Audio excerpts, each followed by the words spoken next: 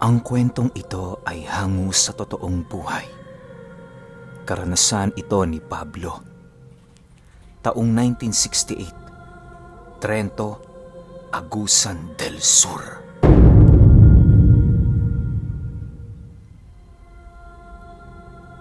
Itong mga panahong ito, nakatira malapit sa may talon ang pamilya ni Pablo. Nasa edad 10 taong gulang pa siya noon at ang pangunahin nilang kabuhayan ay manguha ng mga alimango at isda sa sapa. Magmula noong tumungtong ng edad na 10, nagkaroon siya ng hilig magbasa ng Biblia. Walang kaalam-alamang mga magulang noon ni Pablo kung papaano siya natutong magbasa, gayong hindi pa naman siya nakakapag-aral. Ayon sa kanyang mga magulang, palagi nila noong nadadatnan si Pablong nagbabasa kapag wala na itong trabaho sa kanilang bahay. Hindi naman nila ito gaanong pinapansin dahil baka masyado lang yung nabibighani sa pagtingin ng mga letra. Lingid sa kaalaman ng mga magulang ni Pablo, bata pa lamang ito, meron na talagang espesyal sa kanya. Kadalasan, nakakasilay na siya ng iba't ibang uri ng nilalang, kagaya ng mga kataw na naninirahan sa talon. Maniwala kayo o hindi, sa edad na 10 noon ni Pablo, nakakaya na niyang humuli ng napakaraming alimango sa loob lamang ng ilang oras.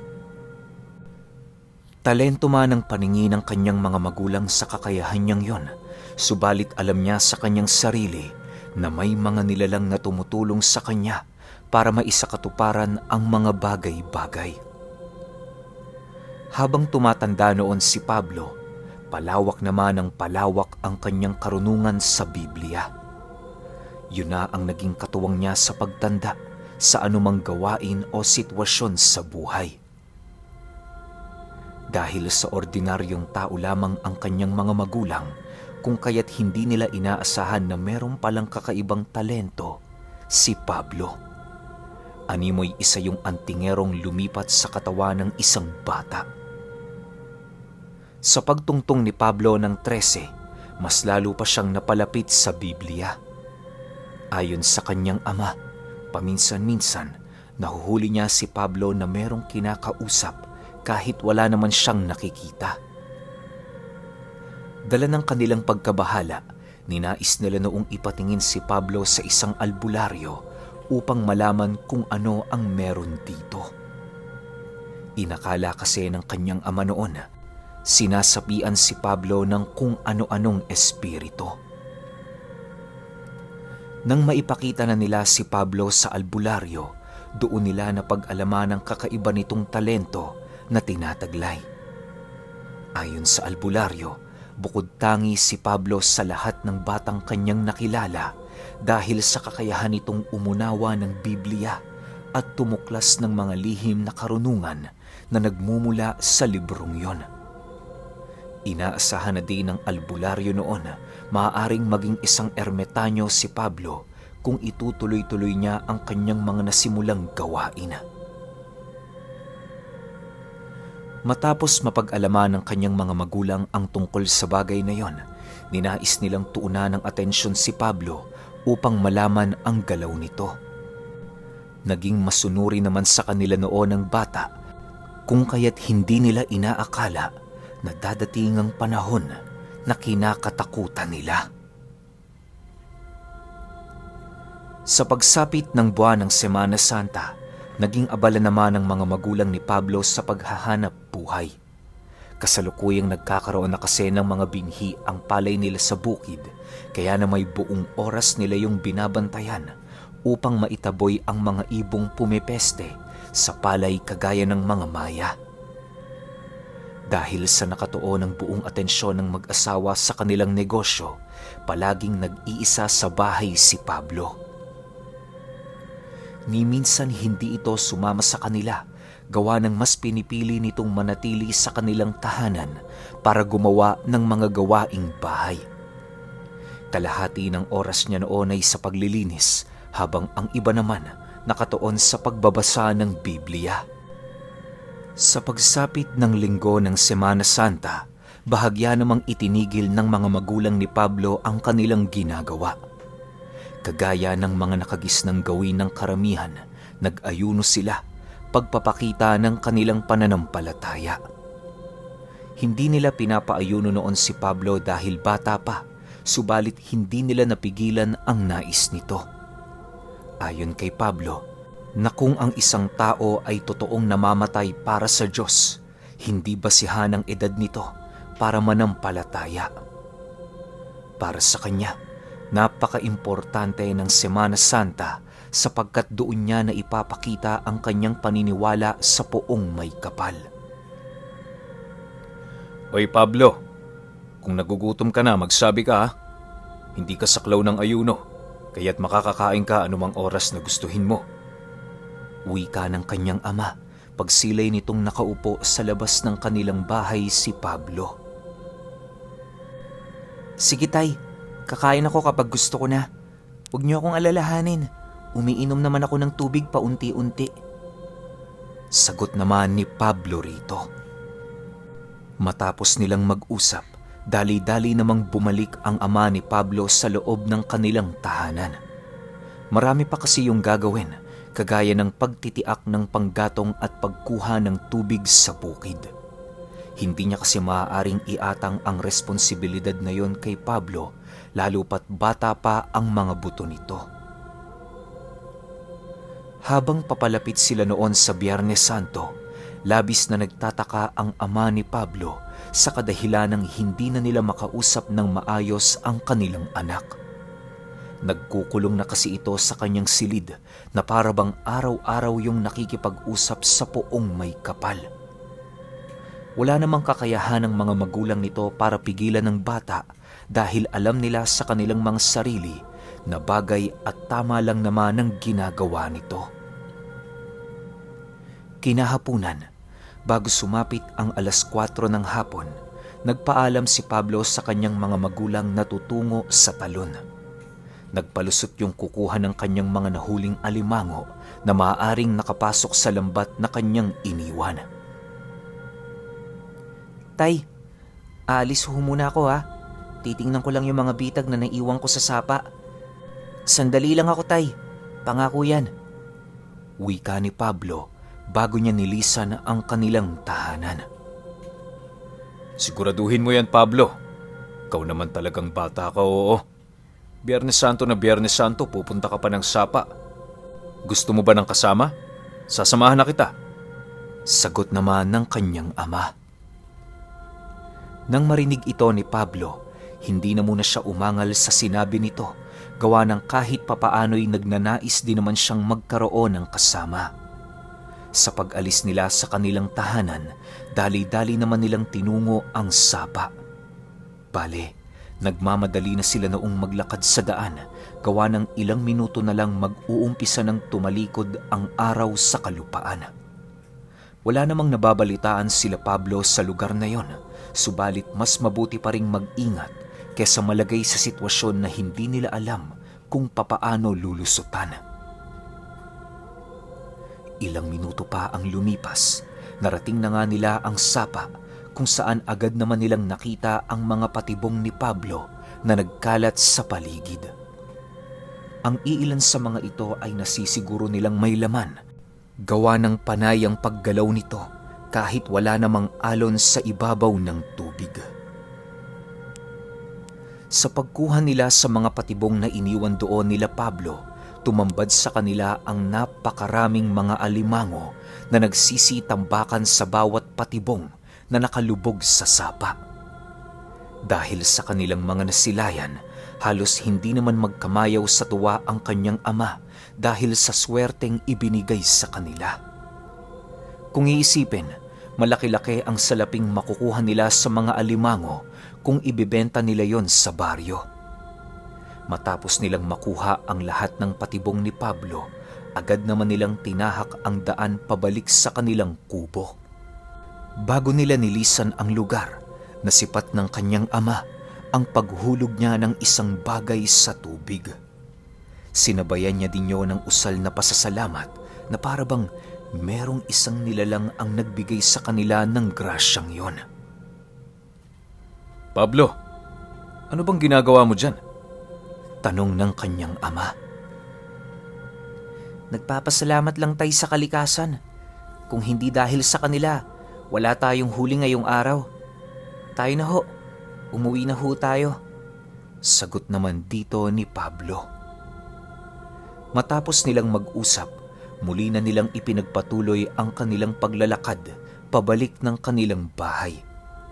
Habang binabagtas nila noon ang daan, bigla naman sila noong natigilan nang makarinig sila ng mga huni ng ibon sa buong paligid.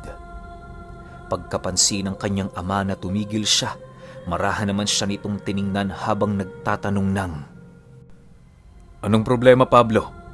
Mga ordinaryong ibon lang yan. Tayo na." Hindi tay. Mga ordinaryo yan sa mga mata ng ordinaryong tao. Mahinahong sagot naman dito ni Pablo. Nang marinig ito ng kanyang ama, dali-dali naman siya nitong nilapitan upang hilahin. Medyo nagmamadali na kasi sila noon, gawa ng malayo-layo pa ang kanilang babagtasin pabalik ng kanilang tahanan. Ilang minuto pa ang lumipas, narating na nga nila ang kanilang bahay na kung saan nadatna nila ang kanyang ina na matyagang naghihintay sa labas ng tahanan. Panayang pagmasid nito sa paligid hanggang sa dumating ang puntong nasipat na nito sila Pablo. Paglapit nilang mag-ama, agad naman silang nagpaliwanag kung bakit natagalan silang makabalik galing sapa. Bale, nagdahilan na lamang sila dito nang sa gayoy maiwasan ang anumang hindi inaasahang pagtatalo. Sa pagsapit ng gabi ng Biyernes Santo, habang mahimbing na natutulog si Pablo, merong dumapo sa kanyang panaginip na isang nilalang na nagliliwanag. Nasa kaanyo-anyo ng magandang dilag na siya namang nag-agaw sa kanyang atensyon. Sa pagpapatuloy ng kanyang pagsilay sa nilalang na yon, tila ba meron itong nais sa kanyang papuntahan na isang lugar. Nang mapagtanto ni Pablo na panaginip lamang ang lahat, dali-dali naman niyang kinamot ang kanyang mga mata at marahang kinurot ang kanyang pisngi. Ayon kasi sa kanyang ina na kapag nakakakita ka sa iyong panaginip ng mga bagay na hindi ka panipaniwala, kailangan mo lamang kurutin ang iyong pisngi upang manumbalik sa normal ang iyong wisyo. Sa ilang ulit na pagkurot ni Pablo sa kanyang pisngi, napansin niyang hindi naman siya nasasaktan o nakakaramdam ng anuman sa kanyang katawan. Pilit niya pa noong ginigising ang kanyang sarili, subalit nakakapagtakang hindi niya yun magawa-gawa. Animoy pakiramdam ni Pablo, kumalas ng tuluyan sa kanyang katawan ang sarili niyang wisyo. Mahirap man niyong paniwalaan, subalit yun lamang ang kanyang naiisip na nangyayari noong mismong gabi. Nang hindi na niya maatim ang pangyayaring yon, ninais na lamang niyang ipikit ang kanyang mga mata habang dahan-dahang nananalangin. Naniniwala si Pablo noon, wala nang makapangyarihan sa lahat maliban sa mga katagang nagbibigay sa kanya ng pananampalataya sa Panginoon. Ilang minuto pa ang lumipas, laking gulat na lamang niya nang maramdaman niya ang kanyang wisyo na dahan-dahang pumasok sa isang katawan. Pagmulat ng kanyang mga mata, doon niya nakita ang kanyang sariling nakahiga sa kanyang silid habang nakatitig sa bubunga ng kanilang bahay. Dahil sa mga pangyayari, minabuti niya noong tumayo para uminom ng tubig. Gulong-gulo na kasi ang isip noon ni Pablo, gawa ng papaano nangyari sa kanya ang bagay na yon. Sa pagdating niya sa kanilang kusina, bigla naman siyang napasilip sa labas ng kanilang bahay nang mapansin niyang merong nagliliwanag na bagay di kalayuan sa kanilang bakuran. Alam niyang gabi pa noong mga oras na yon, kung kaya't labis ang kanyang pagtataka kung bakit nagkaroon ng ganoong ilaw. Gayong wala naman silang hinahayaang nakasinding gasera sa labas ng bahay nila. Dala ng kuryosidad noon ni Pablo, ninais niyang lumabas ng bahay para silipin ang paligid. Hindi niya alam pero pakiramdam niya, anuman ang nilalang na nasa labas, maaaring ang pakay nito ay siya. Napakapamilyar kasi ng liwanag na yon para sa kanya. Na tila ba minsan niya na yung nasilayan sa kanyang memorya. Sa pagbukas niya ng pinto, sinigurado niyang hindi siya matutunugan ng kanyang mga magulang. Alam kasi noon ni Pablo, maaaring mapagalitan siya ng mga ito dahil sa kanyang paglabas ng 10 oras. Pagsilay ng kanyang mga mata sa napakadilim na paligid, bigla namang dinala sa masukal na dako ng isang puno ang kanyang paningin nang masipat niya ang isang babaeng nagliliwanag na panayang ginagawang pagkampay sa kanya. Nakakarinig na din siya noon ng mga tinig sa kanyang isipan na animoy merong kumakausap sa kanya na isang nilalang. Dahil sa pangyayaring yon, napilitan si Pablo na sundan ng dilag hanggang sa marating na nila ang talon na kanilang pinagkukunan ng alimango. Pagsilay niya sa tuktok nito, laking gulat na lamang niya nang masipat niya ang nilalang na nakatungtong sa rumaragasang tubig. Sa pagkawala nito sa kanyang paningin, bigla yung lumitaw sa kanyang harapan kasama ang isang makisig na binata na merong daladalang tanikala. Pagtitigan nila noong tatlo, bigla namang lumuhod ang dalawang yon habang nagwiwika ang makisig na lalaki ng, Pablo, tanggapin mo ang kayamanan ng talon. Tadhana mo ang maging gabay namin sa mga papadating na panahon. Ingatan mo ang iyong pananampalataya na huwag mawaksi sa iyong kaluluwa sapagkat yan ang magpapatunay kung saang uri ka nabibilang. Nang marinig ni Pablo ang sinabi nito, halos hindi naman siya makasagot sa kadahilanang hindi niya lubusang maisip kung ano ang nais ipahiwatig ng nilalang na yun. Akala niya ordinaryo lang ang makaramdam ng mga nilalang na hindi nakikita ng tao, subalit hindi pala. Habang lumilipad ang kanyang isipan noong mga oras na yon, bigla naman niyang nasipat ang isang kristal na bato na iniaabot sa kanya ng lalaki. Hugis tatsulok ang kristal na yon na animoy sumisimbolo sa tulis ng talon.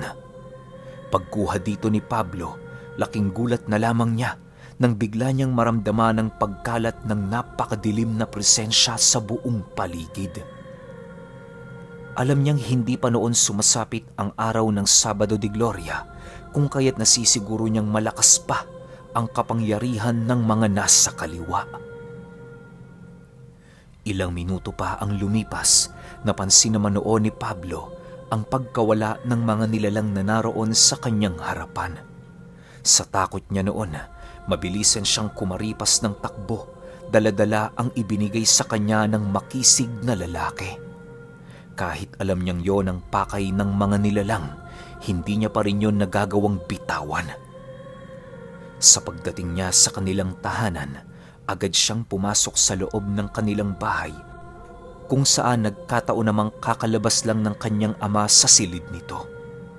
Alam ni Pablo na maaga yung nagising, kung kaya't hindi na niya nagawa pang magdahilan dito.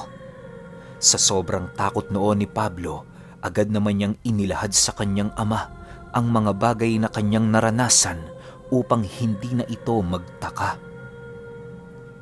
Matapos niyang mailahad ang mga pangyayaring yon, laking gulat na lamang niya nang bigla siya nitong kutusan sa ulo. Ano ba ang iniisip mong bata ka? Ikaw talaga oo. Kung ano-anong nakikita mo. Bumalik ka na nga sa loob. Dalian mo, matulog ka pa. Wika ng kanyang ama. Nang marinig ni Pablo ang sinabi nito, mariin siyang nanindigan sa mga bagay na kanyang nasilayan. Bilang tanda ng patotoo sa kanyang mga sinabi, agad naman niyang ipinakita ang ibinigay ng lalaki sa kanyang ama. Pagsilay doon ng ama ni Pablo, bigla itong natigilan sa pagsasalita na parabang nahumaling yon sa bagay na kanyang ipinakita. Ilang minuto pa ang lumipas, muli namang nabaling ang kanilang atensyon sa labas ng kanilang bahay nang makarinig sila ng napakalakas na pag-alulong sa buong paligid. Sinabayan yon ng malalakas na simoy ng hangin sa buong lugar na siya namang ikinatakot nila ng husto. Maya-maya pa, bigla namang nakarinig sila ng mga pagsisitakbuhan, indikasyon ng mga nilalang na umaaligid sa kanilang tahanan. Dala ng kuryosidad ng ama ni Pablo, buong tapang niyang sinilip ang mga kaganapan sa labas ng kanilang bahay. Pagsilay niya sa paligid, laking gulat na lamang niya nang masipat niya ang malaaswang na nilalang na merong 2 ulo sa iisang katawan. Mabalahibo ang kabuang wangis ng mga ito at meron yung kukong halos ilang dangkal ang haba sa daliri nito. Nakasaya din sa lupa ang braso ng mga nilalang na siyang nagiging mahirap para sa kanila na maglakad ng normal.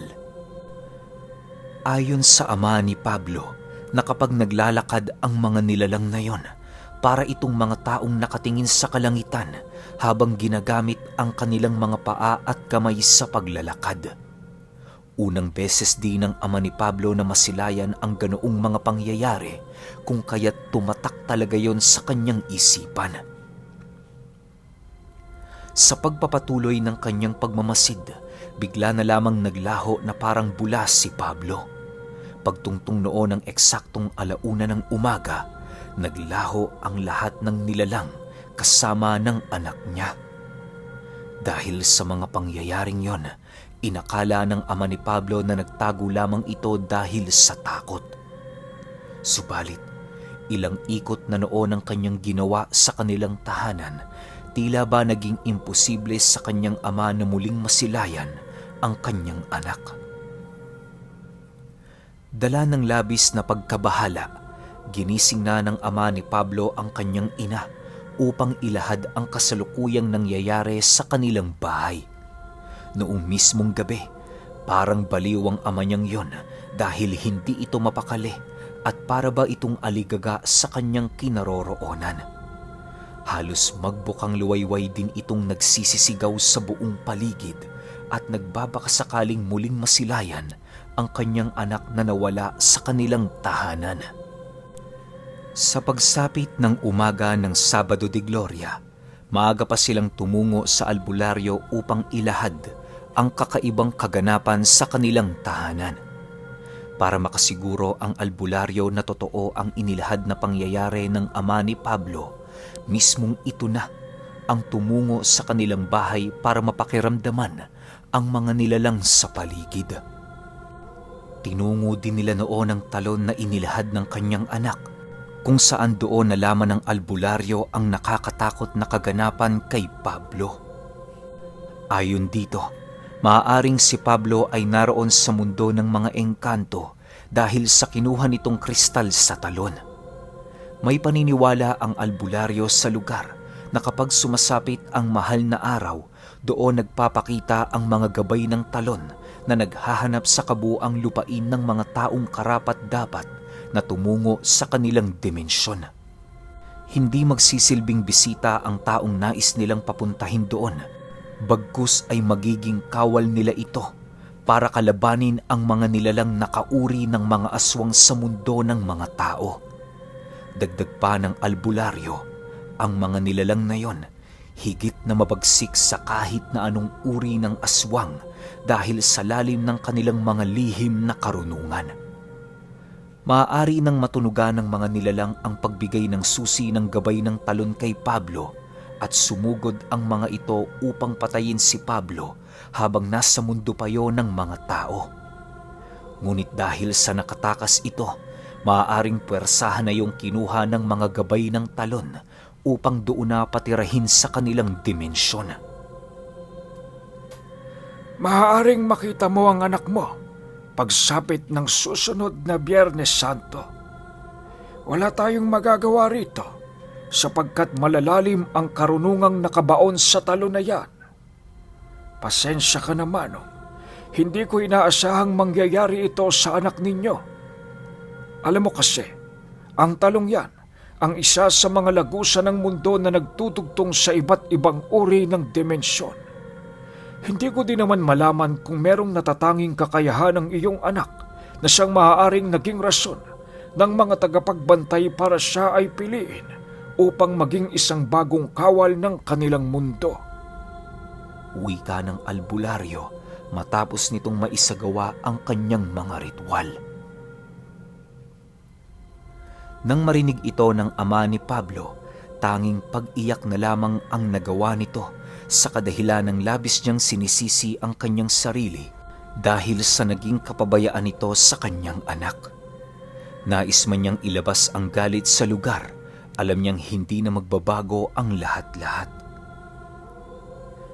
Magmula noong nawala si Pablo, palaging balisana ang katawan ng kanyang ama. Hindi na din naging maganda ang paninirahan nila sa lugar kung kaya't nagpasya silang magpakalayo-layo na.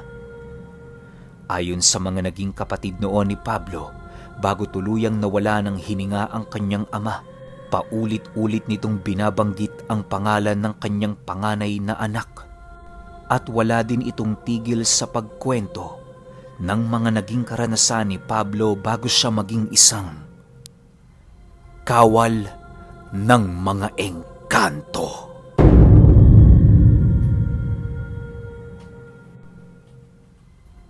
Okay, opinyon ko sa kwento. Doon lang sa part na lumuhod yung makisig na lalaki tapos yung babae, tas may binibigay sa kanya na kristal ng talon. Ang sabi ng dalawa, magiging gabay nila si Pablo. So, parang hindi kawal, no? Parang ang mangyayari, si Pablo ang gagamit ng kristal na yon para tulungan silang puksain tong mga aswang na malalalim yung karunungan siguro sa mundo nila o sa mundo ng mga tao. Hindi rin nabanggit di ba? Ang sabi lang kasi, higit na mas makapangyarihan yung mga aswang na yon sa aswang na nasa mundo ng mga tao. Siguro sa lugar nila, no? Pero doon lang ako medyo hindi nalinawan. Pero kayo, kung may opinion kayo sa kwentong ito, i-comment nyo lang sa baba. Yun lang. Hanggang sa susunod na kwento. Salamat.